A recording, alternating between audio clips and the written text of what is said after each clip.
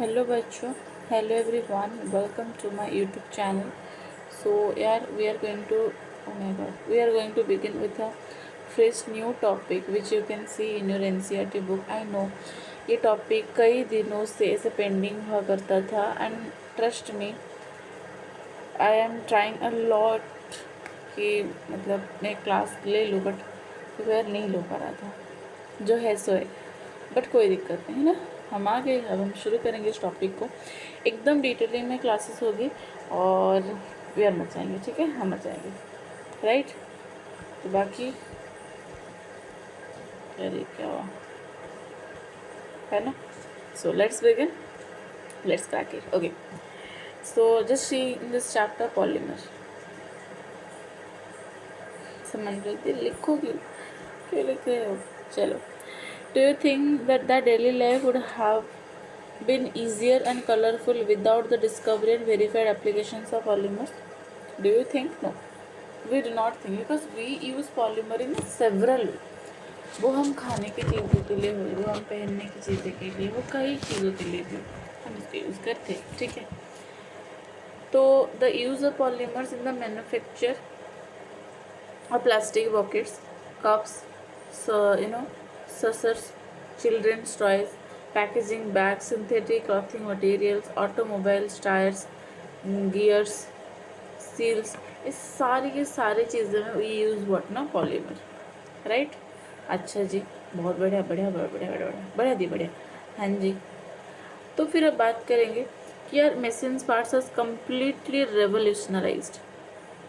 Machine parts जो होते हैं वो कम्प्लीटली रेवोल्यूशनलाइज होगा the daily life as well as the industrial scenario. Indeed, the polymers are the backbone of 4 major industries. जब हम example plastics हो गया, इलास्टोमर्स हो गया, फाइबर्स हो गया, पेंट्स हो गया, वर्नीसेस हो गया, इस सारी की सारी चीज़ें को तुम पॉलीमर से यूज कर सकते हो. राइट. अच्छा जी. The word polymer is coined by 2 Greek words. So 2 Greek word को मिला करके पॉलीमर बना था. एक तो हो गया तुम्हारे क्या पॉली, एक तो हो गया ना मर. ठीक है. सो एक हो गया तुम्हारे क्या ना पॉली, एक हो गया मर. पॉली मर. तो पॉली पॉली का मतलब क्या होता है. जब हम एक करे तो मोनो लिखते हैं, 2 लेते बाई लिखते हैं, 3 लिखते ट्राई लिखते हैं. जब 3 से ज़्यादा होता है तो क्या लिखते हैं पॉलीमर लिखते हैं, पॉली लिखते हैं ना. तो पॉली का मतलब मैनी. ठीक है.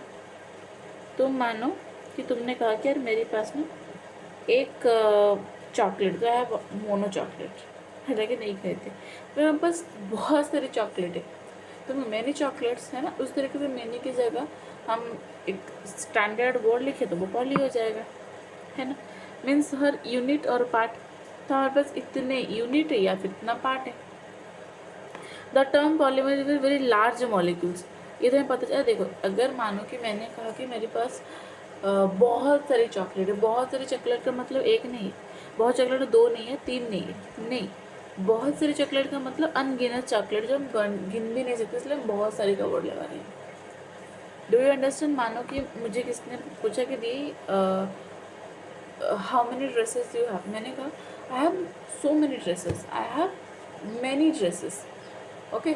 सो since I have told, I can say when I told I have many dresses, then that means I have many dresses. I do not have 1 dress, I do not have 3 dresses, 3 dresses. ठीक है. बहुत सारी का मतलब 1 2 या 3 नहीं होता. बहुत सारे का मतलब बहुत सारे होते हैं. मानो कि एक कॉलेज में बहुत सारे बच्चे पढ़ते हैं. बहुत सारे बच्चे का मतलब ये नहीं कि उसमें 10 बच्चे पढ़ते हैं, 15 बच्चे पढ़ते हैं. बहुत सारे का मतलब उसमें बहुत सारे बच्चे पढ़ते हैं, उसमें हमें अनगिनत बच्चे पढ़ते हैं. बहुत सारी यूनिट में प्रेजेंट होता है. तो डेफिनेटली एक वेरी लार्ज मॉलिक्यूल होता है. वो बहुत लार्ज मॉलिक्यूल है इसलिए हम इसको गिन नहीं पा रहे. और हम गिन नहीं पा रहे इसलिए हम पॉली का वर्ड यूज कर रहे हैं. Do you understand. मानो कि मेरे पास चॉकलेट है, मेरे पास बहुत सारी चॉकलेट है, मेरे पास चॉकलेट का फैक्ट्री है. तो मुझे अगर कोई बोलेगा कि आपकी फैक्ट्री में कितने चॉकलेट बन रहा है, कि आपकी फैक्ट्री का चॉकलेट की पर दाम कितना है, तो मैं नहीं कहूँगी कि मेरी चॉकलेट की दाम 10 रुपये है या 15 रुपये है या 20 रुपये है. कोई अगर चॉकलेट फैक्ट्री की बात करे वो किसी बिलियन डॉलर में होगा, फिर वो कितने करोड़ पे होगा, है ना. है ना. तो वो बहुत तो मैं कहूँगा मेरे पास बहुत बड़ी चॉकलेट की कंपनी है। लेकिन मानो कि मैं एक इस तरीके से एक घर बना लूँगी, घर तो नहीं, एक छोटा सा प्लास्टिक में घर बना लूँगी, इसे से ऐसे होल रख लूँगी, इसमें हर दिन एक एक करके चॉकलेट डालती जाऊँगी वो डे 1 से, मतलब मानो कि मैं जनवरी से शुरू किया और इस तरह से करती गई, ठीक है। तो वो एक दिन मैं ये नहीं कहूँगा कि मैं फिर भी कह सकती हूँ कि मेरे पास बहुत सारी चॉकलेट है, क्योंकि एक साल अगर मैं हमेशा डालती हूँ 365 चॉकलेट आया। फिर मैं कहूँगा बड़ी बड़ी चॉकलेट, बहुत सारी चॉकलेट मेरे पास है। लेकिन मैं अगर कंपनी की बात करूँ तो मेरे पास बहुत ही सारी चॉकलेट की कंपनी है। Do you understand? तो इसी एक लाइन को हमने इतना टाइम समझा रहे, तो अभी इसको समझने का टाइम लगेगी भी नहीं। देखो, तो जिसको हम हाई मॉलिकुलर मास कहते हैं 10⁻7 से 10⁻3 से 10⁻7, 10⁻3 की बात करेंगे तो 1000, 7 की बात करेंगे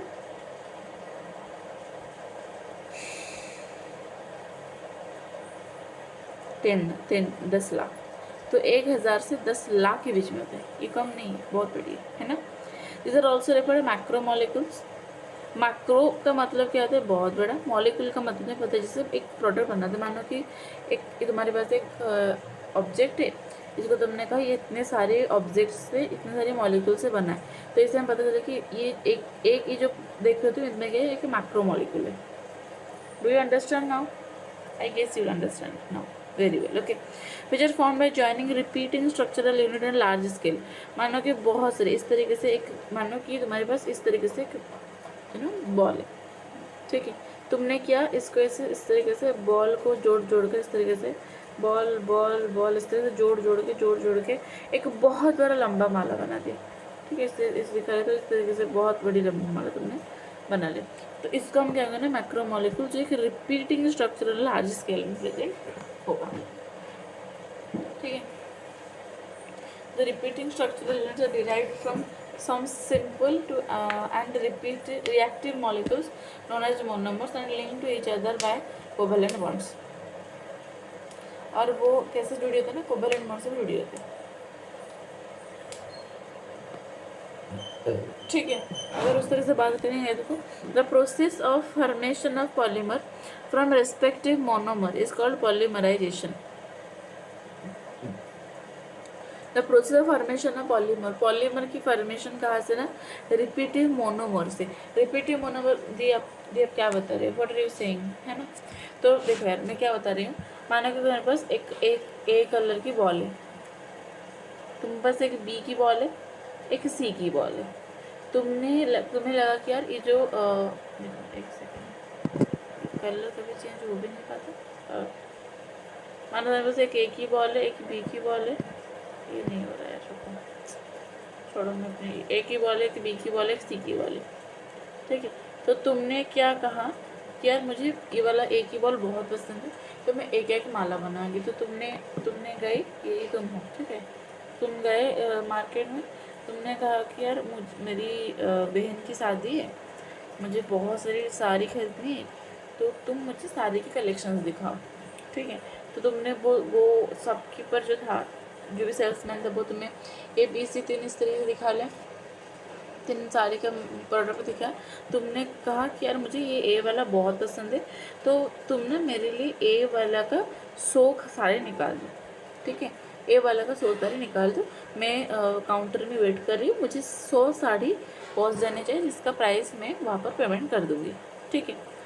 तो उसने क्या कहा कि ये ए कलर की साड़ी की वो 100 कॉपी निकाला है। तो उसने क्या किया, देखो, तो उसने क्या किया ना, एक ही साड़ी निकली, फिर एक साड़ी ए, फिर एक साड़ी ए, फिर एक साड़ी ए, फिर एक साड़ी ए, इस तरीके से वो 100 की एक बंडल बनाई और नीचे कोरियर कर ली, नीचे नो फेंक दी, वो जो भी जहाँ पर भी बताना चाहता हूँ वो पहुँचा दी। तो यहाँ पर क्या हुआ ना, एक रेस्पेक्टिव मोनोमर यहाँ पर आया। यहाँ पर मोनोमर कौन है, यहाँ पर मोनोमर तुम्हारी ये वाला एक साड़ी है, जो ए को हमने डिनोट किया था, वो एक कलर की साड़ी जो ए है, वो तुम्हारी एक रेस्पेक्टिव मोनोमर है, ठीक है। और यहाँ पर हमने क्या किया ना, एक पॉलीमर प्रोड्यूस केला, जो 100 की साड़ी हमने ली, एक बहुत बड़ा चेन बन गया, बहुत बड़ा बंडल बन गया। तो जिस प्रोसेस से ये वाला फॉर्मेशन हुई, उस प्रोसेस को हम क्या बोलते हैं ना, पॉलीमराइजेशन बोलते हैं। नाउ डू यू अंडरस्टैंड क्या होता है पॉलीमराइजेशन? बस, तो ये वाला आई थिंक तुम्हारी पूरी क्लियर हो गया, जिसमें ज़्यादा कोई इम्पोर्टेंट है नहीं। Let me mark the things which are important to you. एक तो हमारी ये वाला मैक्रोमोलिक्यूल्स इम्पोर्टेंट है। एक सेकेंड, एक पॉलीमराइजेशन इम्पॉर्टेंट है। पॉलीमराइजेशन में रिस्पेक्टिव मोनोमर को हम लेते हैं, तो तुम्हारे लिए जानना बेहद इम्पॉर्टेंट है। मॉलिकुलर मास इतना होता है, 10⁻⁷ 10⁻³ होता है, 10⁻³ होता है। ग्रीक वर्ड होता है पॉली का मीन्स मैनी होता है, मर का मीन्स यूनिट होता है। बस, तो अगर बात करें रिपीटिंग स्ट्रक्चर लार्ज स्केल, तो वो मैक्रो मॉलिक्यूल्स होते हैं। Do you understand? बस हो गया, है ना। अब बात करते हैं classification of polymer. So polymer की क्लासिफिकेशन पढ़ेंगे, बहुत मजा आएगा। ठीक है, लेट्स डू। शुरू करो। कोई मानो कि देखा यार इतना अच्छा कैसे पढ़ा जाए, मतलब पॉलीमर को इतना अच्छे से कैसे पढ़ा सकता है। पूरी पूरी होल नीट की सिलेबस अच्छे से पढ़ा सकती हूँ मैं, ठीक है, क्योंकि मुझे इतना लगता है कि अच्छे से पढ़ेगा, अच्छे से पढ़ा भी सकता है। ठीक है, चलो क्लासिफिकेशन ऑफ पॉलीमर देखो। तो अभी पॉलीमर की क्लासिफिकेशन करते हैं। तो हमने क्या किया ना, there are several ways of classification of polymers based on some special consideration. One of the classification polymer based on source from which polymer is derived. तो एक से हम ऐसे डिराइव करते हैं कि वो कहाँ से बनी। मान लो तुमने एक साड़ी की दुकान पर गए, उनसे बताया कि यार मुझे ना बहुत सारी साड़ी की कलेक्शंस दिखाओ, वो ज़्यादा बहुत ज़्यादा अट्रैक्टिव है। तो वो तो मानो बनारसी दिखा दी, कांजीवरम दिखा दी, हैंडलूम्स दिखा दी, और भी कुछ साड़ी दिखा दी, और क्या होता है मुझे नहीं पता। चलो वो इस तरीके से कुछ 4-5 कलर की साड़ी दिखा दी। तो एक तुम्हारी बनारसी आ गई, एक तुम्हारी कांजीवरम आ गई, एक तुम्हारी हैंडलूम साड़ी आ गई, एक मानो संबलपुरी साड़ी आ गई, बॉम्ब के कुछ होते हैं, इसको भी कुछ साड़ी आ गई। ठीक है, तो अभी तुमने क्या किया कि यार ये बनारस साड़ी बनारस से बन रहा होगा, ये कांजीवरम साड़ी है, ठीक है। तो तुमने उन्हें पूछा कि यार इसे तुम साड़ी को क्लासिफाई कैसे किया? साड़ी तो साड़ी होता है, साड़ी तो पहनने जैसे होता है। तुम्हें कैसे पता चला कि कौन बनारसी है, कौन कांजीवरम है, कौन हैंडलूम है, कौन संबलपुरी है, कौन बॉम्बे की? अगर मैं बात करूँ संबलपुरी की, क्योंकि मैं उड़ीसा से हूँ तो मुझे संबलपुरी पता है। देखो संबलपुरी क्या होता है ना, हमारे उड़ीसा में एक डिस्ट्रिक्ट है संबलपुर, उस संबलपुर में साड़ी बनता है, तो इसलिए उस साड़ी का नाम संबलपुरी साड़ी था। तो आई थिंक ये बनारसी साड़ी जो भी है वो बनारस से बन रहा होगा, इस चीज़ का नाम बनारसी। कांचीवरम के बारे में मुझे कुछ नहीं पता, वमके के बारे में कुछ नहीं पता, हैंडलूम के बारे में मतलब क्या होता है, जो हैंड से बनाते हैं, हैंड से बुन बुन कर जो बनाते हैं वो हैंडलूम में रहते हैं। तो हमने कैसे डिफाइन किया, वो सोर्स डिफाइन किया, वो कहाँ से बन रहा है उससे डिफाइन कर लिया ना हमने। उस तरह से पॉलीमर के डिफाइन करते बन क्या रहा है, किस तरह है ना। तो under this type of classification there are 3 sub categories are there. पहले जो क्लासिफिकेशन है वो तो नेचुरल क्लासिफिकेशन होते हैं। तो पहले जिस क्लासिफिकेशन की बात करेंगे वो तो नेचुरल क्लासिफिकेशन। तो हम लोग what do you mean natural classification? So this polymers are found in plants. वो कहाँ पर मिलते हैं? देखो प्लांट में मिलता है, एनिमल्स में मिलता है। Exam protein, cellulose, starch, some reasons are rubber. अच्छा, प्रोटीन्स और सेलुलोज प्लांट है animal? Animal, cellulose animal, rubber plant से सॉरी बच्चों कोई मानो ये देख रहा हो, what is the teaching, unsubscribe the channel. Yes, rubber भी प्लांट से मिलता है। स्टार्च की बात करो वो भी प्लांट से मिलता है। सम रीजन्स की बात करो तो सब के सब। और तो ये नेचुरल पॉलीमर क्योंकि भाई नेचुरल होता है। तुम प्लांट को तुम नहीं पैदा कर रहे हो, मतलब ह्यूमन नहीं पैदा कर रहे हो, अपने आप बना है ना। उस तरीके से semi synthetic polymer, synthetic polymer तो सेमी सिंथेटिक कैसे कैसे याद कर देखो। तो मानो तुम्हें नहीं आता है कि यार क्वेश्चंस कुछ भी आ गया, मुझे ना नहीं आया, मुझे समझ में नहीं आया पॉलीमर से करूँ कैसे। वर्ड को समझो भाई, नेचुरल, जो नेचुरल प्रोडक्ट है जिसको इंसान बना भी नहीं सकता है, सोचेगा भी, वो अपने आप बनाए, वो होते हैं नेचुरल पॉलीमर, है ना। यस, इस तरीके से मानो सिंथेटिक पॉलीमर, सिंथेटिक। जैसे बात करें यहाँ पर देखो, प्रोटीन्स की बात करें, प्रोटीन्स को इंसान नहीं बनाता है, प्रोटीन्स अपने आप बनता है। सेलुलोज को इंसान नहीं बनाता है, स्टार्च को इंसान नहीं बनाता है, रेजिन को इंसान नहीं बनाता है, रबर को इंसान नहीं बनाते, वो सब के सब नेचुरल में जाएगा। ठीक है, यस। उसके साथ का सेमी सिंथेटिक पॉलीमर, तो सेमी सिंथेटिक पॉलीमर क्या होगा ना, सुक्रोज डेरिवेटिव और सेलुलोज एसिटेट। सेमी सिंथेटिक मतलब वो half and half rule, half अगर नेचुरल से बनेगा तो हाफ इंसान भी बनाएगा, इंसान में दिमाग का यूज़ करेगा तभी जाकर ये बनेगा। ठीक है, तो सेमी सिंथेटिक पॉलीमर क्या होगा, सेलुलोज डेरिवेटिव। तो यहाँ पर सेलुलोज क्या है, हमारे नेचुरल पॉलीमर है, उससे जो कुछ भी बनेगा वो तुम्हारी सिंथेटिक सेमी सिंथेटिक पॉलीमर होगा, है ना। So as cellulose acetate by rayon and cellulose nitrate, they are usual examples of this subcategory. So synthetic polymer. So a variety of synthetic polymers are the plastic or polythene, synthetic fibers, nylon 66, synthetic rubber, buna, as are examples of man-made polymers extensively used in daily life as well as in industry. So synthetic polymer का example क्या है, लिखो। Plastic polythene, synthetic fibres, nylon 66, synthetic rubber, बुना S, इतना। ठीक है, yes. तो लिखो अभी इसको, लिखो ना लिखो, लिखो। तो नेचुरल पॉलीमर क्या होगा, natural polymer protein, cellulose, starch, resins and rubber. कहाँ पर मिलते हैं, प्लांट्स में मिलते हैं, एनिमल्स में मिलते हैं जो नेचुरली एक्वायर होते हैं। Semi synthetic polymer, cellulose derivative are cellulose acetate, rayon and cellulose nitrate, they are the usual example of this category. Now synthetic polymers, a variety of synthetic polymers are the plastic, synthetic fibers, nylon 66, synthetic rubbers, buna s are the examples of man-made polymers extensively in daily life as well as in industry. Polymers can also be classified on the basis of their structure, molecular forces or mode of polymerization.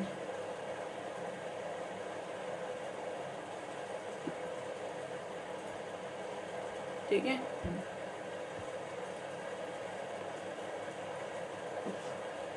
now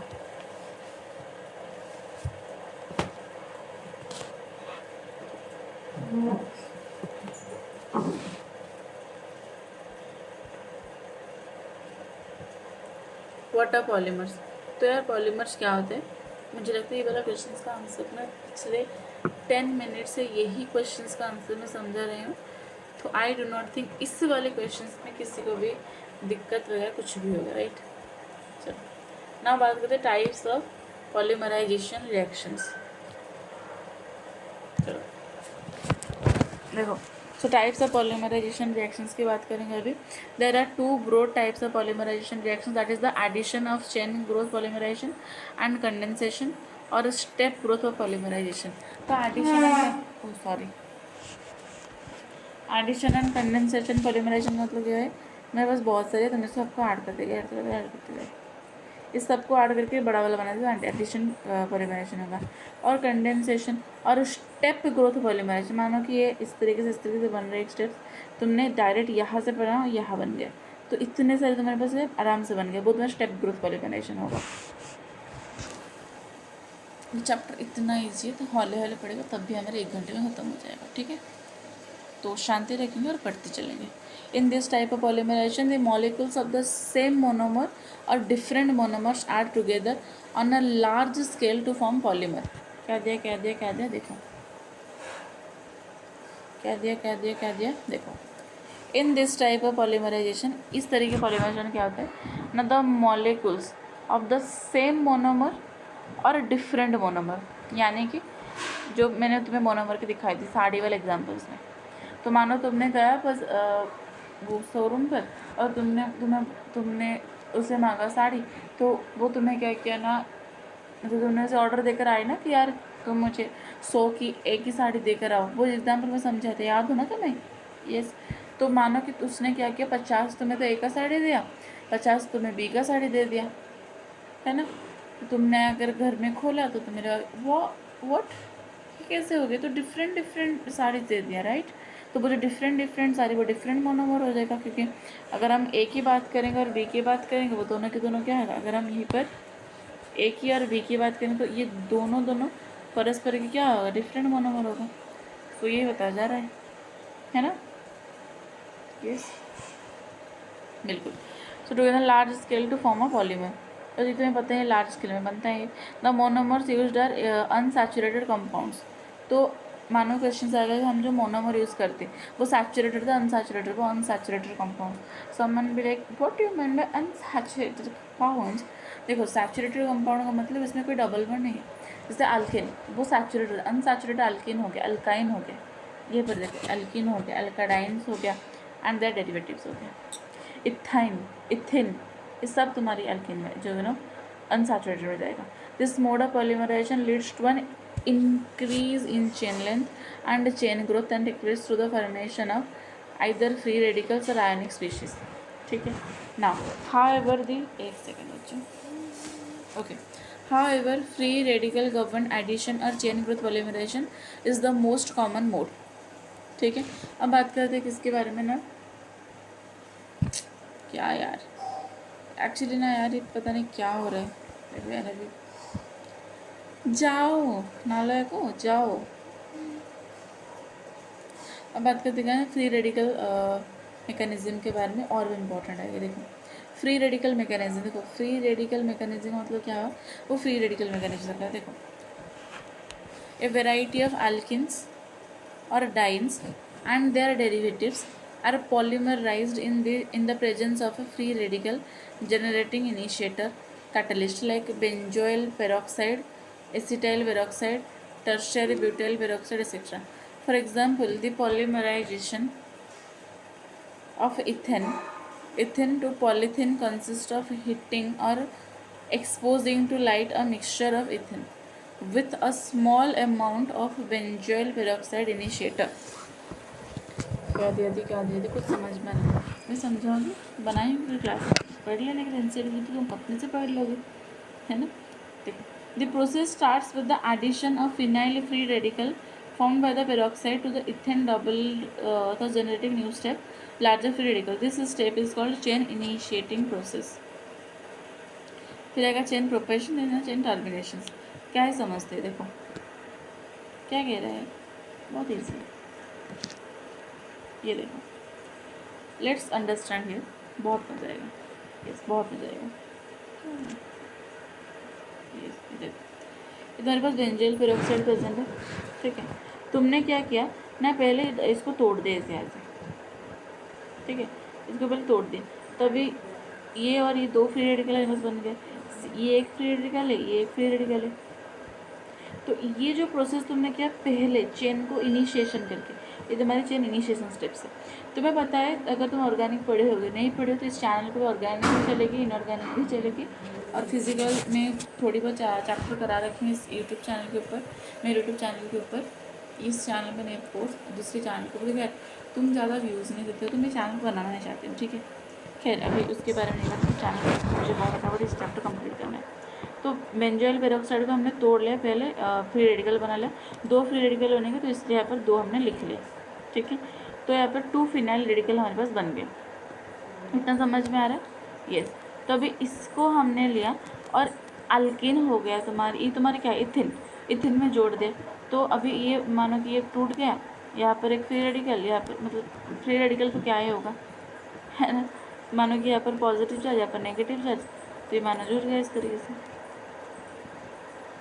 ऐसे भी नहीं करना चाहते तो यहाँ पर देखो positive negative double bond and free radical आ गया, तो इसको ये कर ली, तो ये वाला यहाँ चार्ज के ऊपर आ गया तुम्हारा फ्री रेडिकल, तो यहाँ पर CH2 क्या हो गया, फ्री रेडिकल आ गया ना इसके ऊपर, यस। तो अभी CH2 फिर इसको लिया हमने, ये वाला को फिर से लिया और फिर से इसके ऊपर अल्किन मतलब इथिन डाल दिया, तो फिर ये क्या हुआ, ये सब जुड़ गया। देखो ये देखो, देख रहे हो C6H5 CH2 CH2 CH2 CH2, इस तरीके से यहाँ पर एक लास्ट में आ गया। तो यहाँ पर हमने क्या देखा कि C6H5 CH2 CH2 CH2 चलता रहा है, तो यहाँ पर N है, फिर CH2 फिर रेडिकल, फिर क्या था, फॉर टर्मिनेटिंग ऑफ द, अभी मानो फिर से ये वाला प्रोसेस आया, पॉलीथीन का फॉर्मेशन हो गया, है ना बच्चों? यस, तो ये होता है। I think you do not panic about that कि कुछ अलग ही देने पढ़ाते, कुछ अलग नहीं पढ़ा, वो पढ़ा है जो तुम्हें आता भी है, बहुत अच्छे से आता है, ठीक है। So the addition of polymers formed by the addition of polymer formed by the polymerization of a single monomeric species are known as homopolymer। अगर मानो एक ही जैसे इस तरीके से देखो, यहाँ पर एक ही सिंगल मोनोमेरिक स्पीशीज वो डबल बार रिपीट हो रही है, तो इसको हम क्या बोलेंगे, होमोपॉलीमर कहेंगे।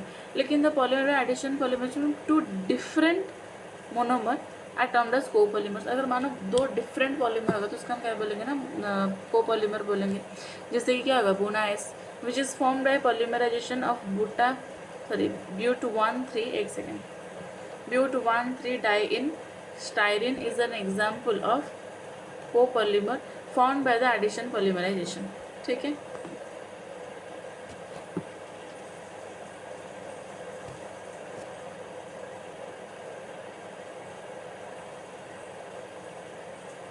ये तुम्हारे क्या नेमिंग में आता है, आता है नहीं आता, मुझे कर लेते, सिखा लेते थे। जो नहीं आता वो मैं सिखा लूँगी, लेकिन फालतू की बातें मेरी क्लास में करोगे तो मैं ब्लॉक कर दूँगी। ये 1 2 3 4, ठीक है। तुम चाहो इस तरह से कर सकते हो, 1 2 3 4, तुम्हारी मर्जी। तो यहाँ पर कितनी जगह पर है, एक तो 1 के ऊपर है, एक 3 के ऊपर है। सो 1 3 ब्यूट डाई इन, समझ में आ गया। यहाँ पर देखो इस तरीके से वंस, इस वाली का नाम क्या होता है, इसको मैं इस तरह से अच्छा नहीं लग रहा,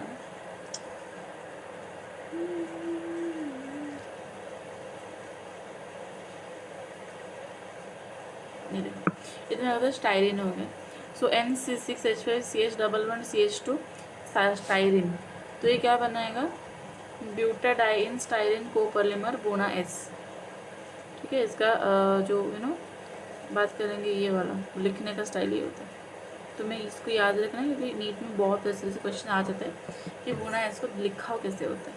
क्वेश्चन फिर आज नहीं होगा, क्वेश्चन मोस्ट प्रोबेबली कल होगी या फिर देखते हैं।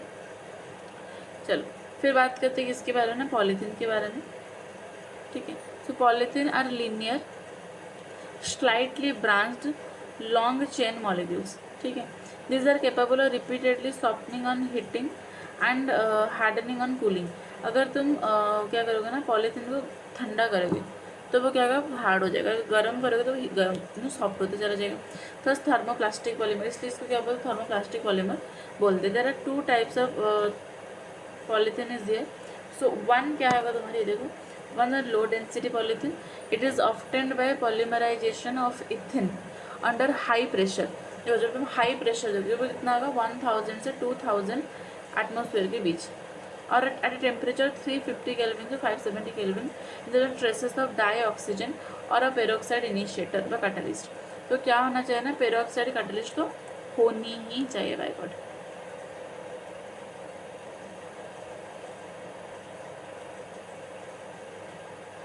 चलो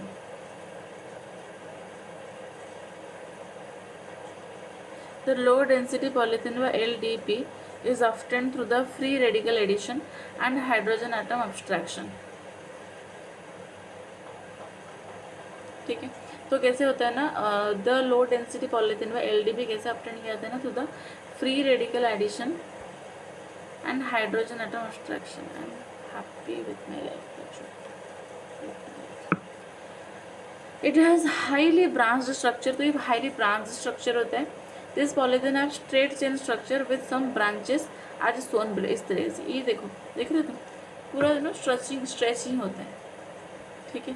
सो low density polythene is chemically inert and tough but flexible and a poor conductor of electricity, hence it is used in the installation of electricity carrying wires। देख लो, ठीक है। तुम चाहो तो ये वाला जो देख रहे हो ना तुम, हाईलाइटेड एनसीईआरटी का PDF में इस यूट्यूब चैनल की डिस्क्रिप्शन में दे दूँगी, तुम इसको देख लेना, विजिट कर सकते हो, जहाँ पे इसको पढ़ भी सकते हो हाईलाइटेड एनसीईआरटी से, ठीक है। चलो, एंड मैन्युफैक्चर स्क्वीजिंग बॉटल, और किस में होते हैं मैन्युफैक्चरिंग, जैसे squeeze bottles, toys and flexible pipes की मैन्युफैक्चरिंग होते हैं, ठीक है। बात करते हैं हाई डेंसिटी पॉलीमर की। तो हाई डेंसिटी पॉलीमर क्या होता है, देखो high density polythene, sorry, it is formed when addition of polymerisation of ethene takes place in a hydrocarbon solvent in the presence of a catalyst such as triethyl aluminum and titanium tetrachloride व जिगर Natta catalyst.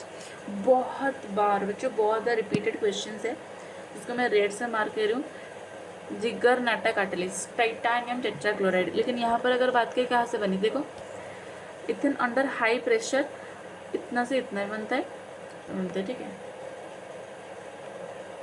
Ethane मतलब यहाँ पर क्या होता है ना, polymerisation of ethene takes place in hydrocarbon solvent. यहाँ पर हाइड्रोकार्बन सॉल्वेंट बहुत ज़रूरत है। Catalyst triethyl aluminium and titanium tetrachloride, Ziegler Natta catalyst. कितना अच्छा नाम है, बढ़िया नाम है एकदम, yes.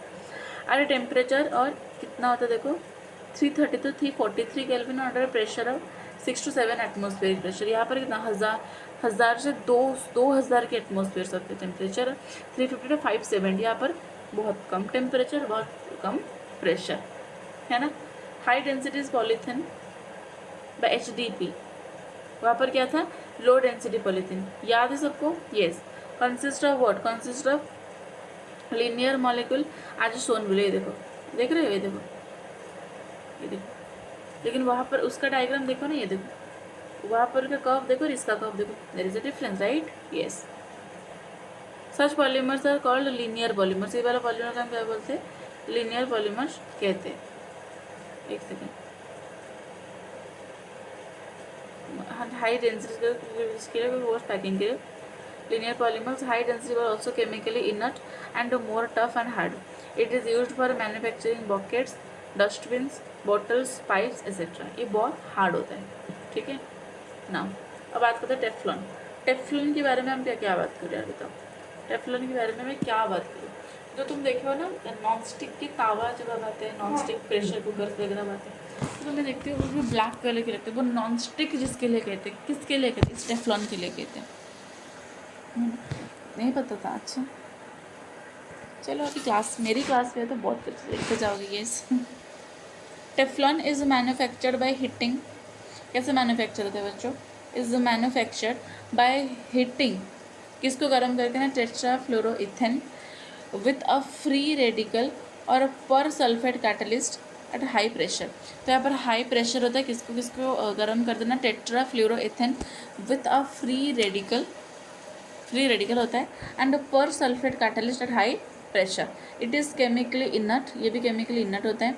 Resistance to attack by corrosive reagent, corrosive reagent इसलिए तो हम इसको यूज़ करते हैं। कोरोसिव क्या होता है, जंग लग जाने से, जैसे तुम मानो एल्यूमिनियम की तावा लो और एक नॉन स्टिक का तावा लो, एल्यूमिनियम की तावा जंग लग जाता है, अगर तुम यूज़ ना करो। नॉन स्टिक की तावा कुछ नहीं होगा, आराम से पड़ी रहेगी, क्योंकि वो resistance to attack by corrosive reagent से होता है, ठीक है। मेकिंग ऑयल सेल्स हो गया, gaskets and also even non stick surface coated utensils, देखा, यस। ये देखो, ये वाला बहुत इम्पोर्टेंट है। मैं इसे उम्मीद लेकर चलेंगे, तुम इसको याद रखोगे, ठीक है। और मुझे पता है मैं जितना उम्मीद लेती हूँ तुम उसको पूरा भी करते हो। आई होप तुम इसको याद ज़रूर रखोगे। ये क्या है तुम्हारे ना, टेट्राफ्लोरोइथेन। अगर यहीं पर हम बात करेंगे इसकी टेफ्लॉन की, CF2CF2N होता है। कैटलिस्ट और हाई प्रेशर हम इसमें दिया जाता है, ठीक है, इसका नाम, ठीक है जी। चलो अब बात करें पॉलीएक्रेनाइट्रल। पॉलीएक्रेनाइट्रल क्या होता है ना, ऑर्लोन और एक्रिलियन में यूज होता है। देखो जैसे तुम्हारे is use for substitute of wool. मानो ऊल तुम्हारे पास अभी है नहीं, ऊल कैसे बनते थे मतलब ना, एनिमल्स जैसे सीप हो गया, जो जो बहुत मोटे मोटे होते हैं, उनकी उसको मार के उनकी छालों से बनता है। तो उसकी सब्सटीट्यूट हमने क्या बना लिया ना, और ऑर्लन व एक्रिलोन बना लिया। तो क्या होता है, एडिशन पॉलीमराइजेशन ये भी होता है of acrylonitrile in presence of peroxide catalyst leads to the formation of polyacrylonitrile, ठीक है। Now so acrylonitrile polymerisation peroxide catalyst, polyacrylonitrile इसका ये होता है, देखो तो एक्राइलोनाइट्राइल का NCH2 +1 CHCN, ठीक है, NCH2 +1 CHCN एक्राइलोनाइट्राइल। और उस तरीके से अगर हम बात करेंगे पॉली एक्राइलोनाइट्राइल क्या होता है ना, ये देखो बात करेंगे पॉली एक्राइलोनाइट्राइल तो CH2CH2CHCN। देखो यहाँ पर जो तुम एन लग रहे हो ना, तुम्हें ये इसलिए सोचना है कि यार एन वन क्यों लग रहा है। एन का मतलब क्या था मतलब, क्योंकि वो रिपीटेड में और पॉलीमर हो ही रहा है तो तुम्हें रिपीटेड तो होगा ही ना। यस, रिपीटेड तो होगा ही, राइट। अच्छा, एक होमोपॉलीमर और कोपॉलीमर, देखो ये वाला एक होमोपॉलीमर है या कोपॉलीमर, बताओ। एक होमोपॉलीमर क्यों है, क्योंकि monomer from which it is obtain styrene which is this, ये वाला हमने अभी देखा है C6H5CH11CH2। तुम्हें लग रहा है कि यार दी आपके वैसे भी याद नहीं हो रहा, अब ये बात चैप्टर 10 बार पढ़ा जाएगा तो याद नहीं होगा, बताओ। लिख कर करेंगे बिल्कुल, तुम मानो कि कोई कमेंट सेक्शन में लिख कर जाएगा दी आपने कहा था 10 बार पढ़ेंगे, एक बार पढ़ के भाग गए। हाँ नहीं तो दिखाओ ना, और बार पढ़ाएंगे बच्चों, पढ़ाएंगे। मैंने जो कहा वो मैं करूँगी, है ना, वो मैं डेफिनेटली करूँगी। हो सकता है वो काम थोड़ी लेट में हो, देरी में हो, वो मैटर नहीं करता ना। यस, चलो तो कंडेंसेशन और पॉलीमराइजेशन और स्टेप ग्रोथ पॉलीमराइजेशन क्या होता है देखो। This type of polymerisation generally involves a repetitive condensation reaction between two bifunctional or trifunctional monomeric units. These condensations reactions may result in loss of some simple molecules or water, ठीक है, alcohol, hydrogen, chloride, etc., and lead to the formation of high molecular mass condensation polymers, ठीक है। In these reactions the product of each step is again a bifunctional species, तो ये क्या होता है, एक bifunctional species होता है, ठीक है जी। And the sequence of condensation goes on since each step or product a distinct functionalized species and is independent of each other. This process is called a step growth polymerization, ठीक है। जैसे बात करते हैं द फॉर्मेशन ऑफ टेरिलिन और Dacron. यार तुम Terylene के कपड़े पहने हो कपड़े, कभी टेरिलिन के मुझे को देखते हैं ना। रुको, लेट मी सर्च टेरिलिन के कपड़े। यार यहाँ पर ये तो नहीं लग जाएगा ना टेरिलिन क्लॉथ, ये देखो फाइबर देख लो, कुछ भी देख लो तुम, ये देखो ये सब होता है टेरिलिन, देख रहे हो, वाह वाह वाह, टेरिलिन दिख रहे हो कितने प्राइस है। अच्छा, ये कॉपीराइट तो नहीं लग जाएगी कहीं पर टेरिलिन कपड़े में, यार ये तो नहीं लग जाएगी टेरिलिन के ड्रेस, टेरिलिन क्लॉथ, ये देखो टेरिलिन के कपड़े, टेरिलिन देखा तुमने, टेरिलिन ड्रेस मारोगे तो देख लेंगे शायद तुम, ये देखो ये सब टेरिलिन के होते हैं, शॉपिंग पर जाकर तुम देख रहे थे, देखो ये देखो ये सब टेरिलिन के होते हैं, ये सब टेरिलिन के होते हैं, ठीक है। और वे पे बात करेंगे डेक्रोन की, देखो ये पे बात करें डेक्रोन की, रुको डेक्रोन की, देखो डेक्रोन है ना, डेक्रोन, तो अभी डेक्रोन की फैब्रिक देखो उस तरीके से ही आएगी, ये देखो ये सब डेक्रोन होते हैं, देख रहे ये देखो ये सब डेक्रोन जो देखे तुम गाड़ी की सीट्स में देखे नहीं, वो सब डेक्रोन होते, ये देखो देख रहे हो, यस ये सब डेक्रोन होते, बहुत मोटा मोटा होता है, देखो ये देखो, यस वही होता है टेरिलिन और डेक्रोन। चलो एक second, yes do you see it, हाँ चलो, अरे कॉपीराइट नहीं लिखी, मैं लिख लूँगी वहाँ पर कि मैंने कुछ नहीं दिखाया, यार मैंने क्या ही किया तुम बताओ ना, मैंने तो किसको कुछ नहीं बोला, तो चलो तो ये देखो ये वाला रिएक्शंस तुम्हें याद रखनी है। टेरिलिन और डेक्रोन की फॉर्मूला क्या होता है, देखो OCH2CH2O C11O, यार इसको कैसे याद रखूँगी, चलो ये देखो। और हाँ बच्चों तुम्हें अगर पता है इस वाली जो देख रहे हो ना, ये जो सब नेम रिएजेंट जो स्ट्रक्चर है किसी याद रखना, कमेंट सेक्शन में बता के जाना, ठीक है। तुम्हें एनसीईआरटी सिंप्लीफाई मैं करवा दूंगी, तुम्हें बस मुझे बताना है कि इसको किसी याद रखना है। डील मंजूर? ओके चलो। ये देखो ethylene glycol HOH2CCH2H ethane 1,2 diol. ये देखो NCH, ये देखो तुम्हारी ये देखो क्या है तुम्हारे terephthalic acid benzene 1,4 dicarboxylic acid. तुम मुझे बताना है रे।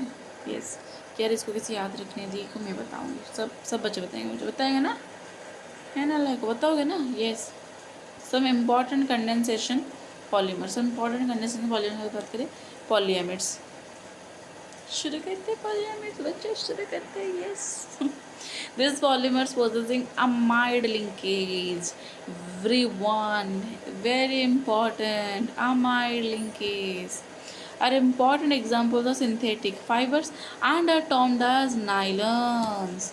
The general method of preparation consists of the condensation, polymerization of diamines with dicarboxylic acids or condensation of amino acids and their lactams. ठीक है, क्या दी समझ में नहीं आया, कुछ समझ में नहीं आया, मुझे पता है। The general method preparation condensation और पॉलीमराइजेशन ऑफ डायमिन्स। डायमिन्स देखो, अमीन्स क्या होता है, नाइट्रोजन का कंपाउंड होता है। अमीन्स चैप्टर में तुम बहुत अच्छे में पढ़े हो, नहीं पढ़े हो तो जब हम अमीन्स का करेंगे तब पढ़ा देंगे, है ना। With di carboxylic acid, carboxylic acid क्या होता है, COOH। डाई कार्बोक्सिलिक 2 बार कार्बोक्सिलिक एसिड, है ना, जो किससे कहाँ बनता है, अमीनो एसिड लैक्टेंस। लैक्टेंस का मतलब क्या है भाई, मुझे नहीं पता लैक्टेंस का मतलब क्या है, बताओगे तुम मुझे कमेंट सेक्शन में, ठीक है। चलो नाइलन सिक्सेस की बात करेंगे। देखो तो अगर नाइलन सिक्सेस की बात करें, इट इज़ प्रिपेयर्ड बाय, कैसे बनता है ना, condensation polymerisation of hexamethylene diamine with adipic acids under high pressure and high temperature. तो नाइलन सिक्सेस भी तुम्हारी कैसे बनता है, यस नाइलन सिक्स भी तुम्हारी कैसे बनता है ना, हाई प्रेशर होता है, वेरी इंपॉर्टेंट, और एक हाई टेम्परेचर भी होता है। यार देखो मैं तो बता देती हूँ सच में, इस जो पॉलीमर चैप्टर है ना उसमें एनसीईआरटी तो इम्पॉर्टेंट है ही, सबसे ज़्यादा एनसीईआरटी में कौन इंपॉर्टेंट है पता है, ये वाले देख रहे थे बड़े बड़े डायग्राम वो इंपॉर्टेंट है, और मुझे ये याद ही रखना नहीं है, तुम मुझे बताओ ठीक है कि यार हाँ दी इसको ना ऐसे याद रखते हैं, बताओगे ना, यस बताना, अदरवाइज मैं बता दूँगी। स्ट्रैटेजी वीडियो आ जाएगी फिर मेरे चैनल पर।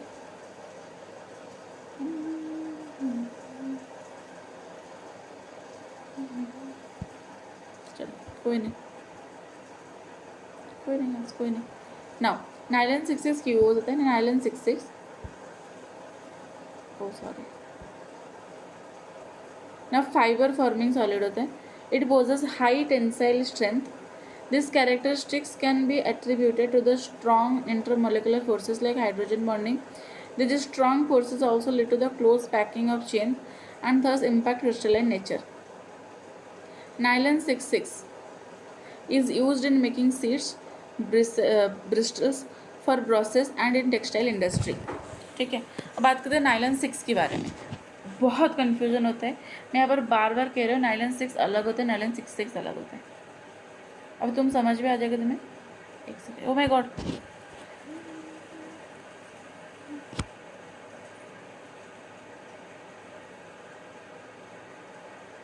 आई एम सॉरी बच्चा, आई एम एक्सट्रीमली सॉरी, पता नहीं क्या ही खुल गया। अच्छा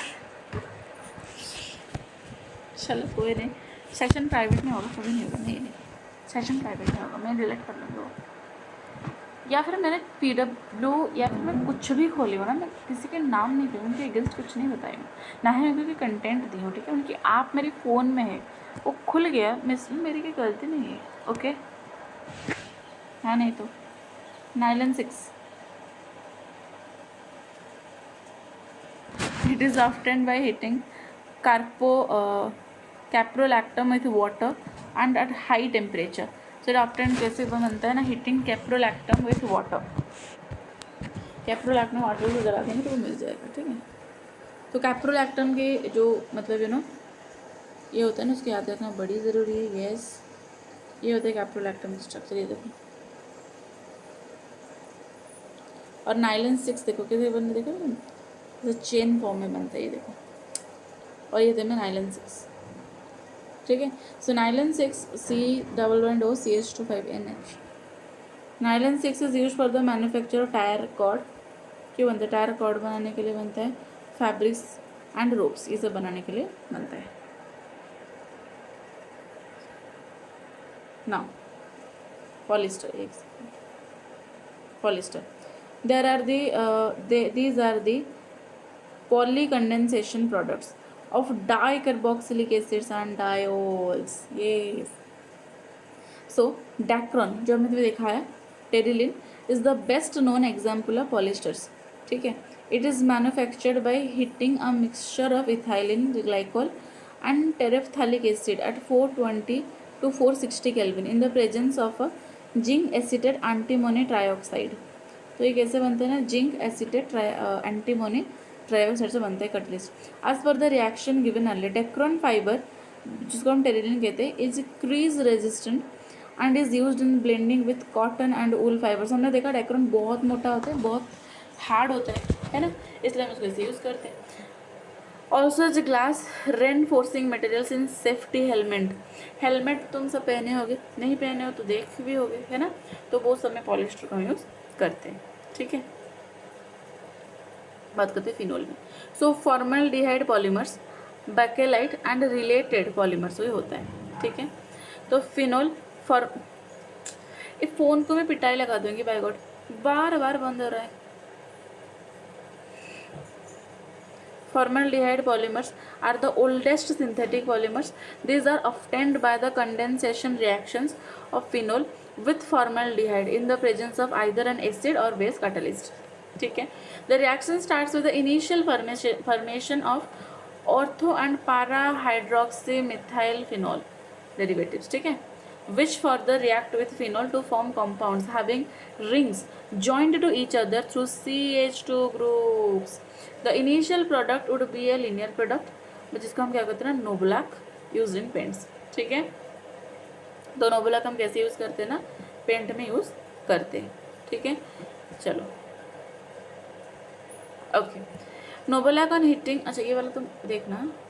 चलो मैं तुम्हें कल की जो लेक्चर आएगी उसमें तो मैं डेफिनेटली बताऊंगी कैसे याद रखती इस डायग्राम को, इस स्ट्रक्चर, क्योंकि मुझे भी अभी तक नहीं पता कैसे याद रखते हैं, लेकिन बताऊंगी ज़रूर, ठीक है। Now novolac on heating with formaldehyde. तो नोबोलैक किसके साथ हीट होता है? फॉर्मल्डिहाइड के साथ हीट होता है।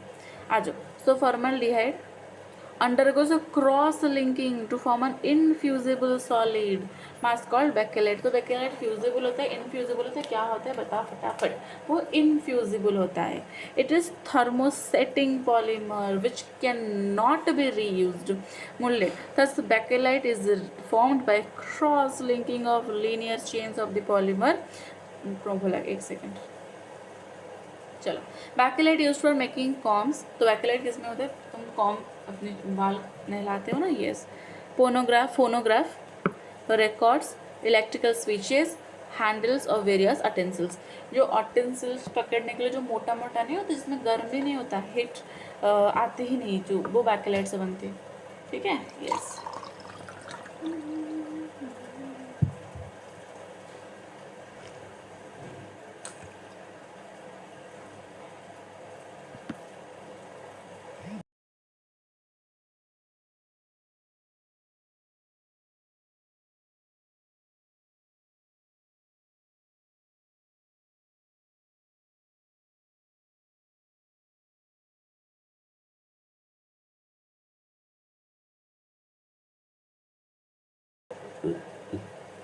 Just see, this is your bakelite structure.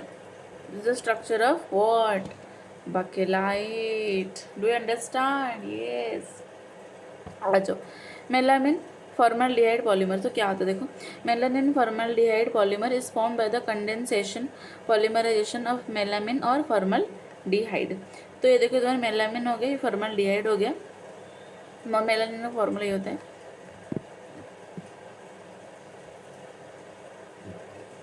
ये देखो, ये फॉर्मल्डिहाइड हो गया, जिससे रेजिन इंटरमीडिएट का फॉर्मेशन हो गया। तो अगर एग्जाम में अगर रेजिन इंटरमीडिएट कैसे, तो ये बनता है, ठीक है।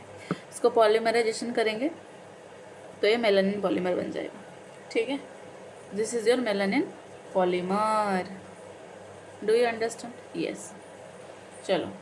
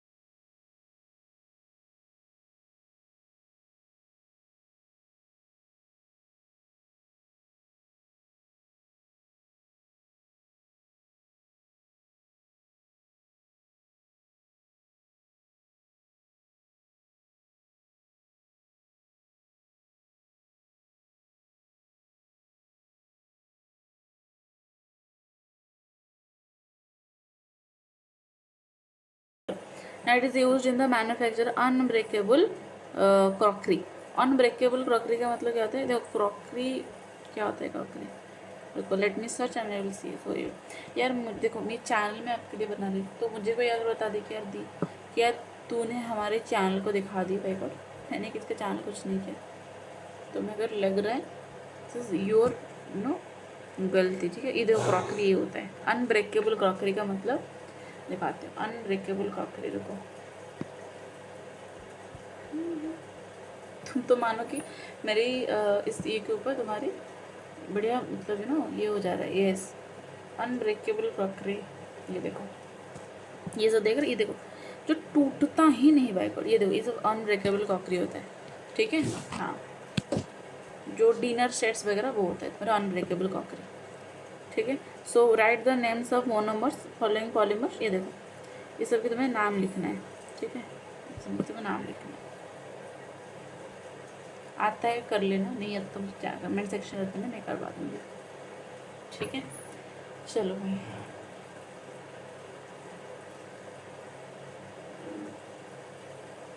ठीक है जी, चलो। तो तुम्हारी इस तक ये वाला हो गया। अभी कोपॉलीमराइजेशंस की वीडियो नेक्स्ट कल या फिर सेकंड में आ जाएगी, इसको भी देख लेना। अगर अच्छा लगे तो लाइक शेयर एंड सब्सक्राइब कर देना। प्यारा प्यारा कमेंट मुझे बता देना। अगर तुम्हें चाहिए ये वाला NCERT हाईलाइट मैं तुम्हें दे दूँगी, इस वाले सेशंस के नहीं दूँगी तो लास्ट जो सेकंड पार्ट 2 आएगी उसमें दे दूँगी, लेकिन दे दूँगी ज़रूर, ठीक है। So do not forget to subscribe at amazing channel and see you in the next video with amazing NCERT highlight series, जो I know one of the best highlight series is going to be in the whole YouTube, okay। तब तक के लिए शटा बब्बा and see in the next video. Copolymerisation हम start करेंगे, इतना पढ़ के आ जाना, और मैं अगर तुम्हें आता है कि इसी स्ट्रक्चर की याद रखना मुझे बता देना, अगर मैं देखूँगी तो मैं दिखा दूँगी। चलो bye bye, see in the next video, bye.